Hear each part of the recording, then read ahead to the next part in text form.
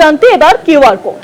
ময়দান এলাকায় থাকা 26টি ঐতিহাসিক মূর্তিতে কিউআর কোড বসালো পূর্ত দপ্তর। প্রযুক্তির সাহায্যে দর্শনার্থীদের কাছে ইতিহাস পৌঁছানোর লক্ষ্যেই কিন্তু এই উদ্যোগ। মানুষের কাছে যাতে এবার ইতিহাস পৌঁছে যায়, সেই জন্যই কিন্তু 26টি ঐতিহাসিক মূর্তিতে এবার বসানো হলো কিউআর কোড। সেই কিউআর কোড স্ক্যান করলে সেই মূর্তির ইতিহাস, সেই জায়গার ইতিহাস আপনাদের কাছে চলে আসবে, আপনাদের মোবাইল ফোনে চলে আসবে।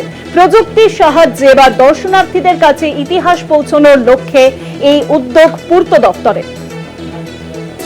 ইতিহাস জানতে এবার কিউআর কোড বসানো হয়েছে ময়দান এলাকায়। ময়দান এলাকায় থাকা 26টি ঐতিহাসিক মূর্তিতে বসানো হলো কিউআর কোড।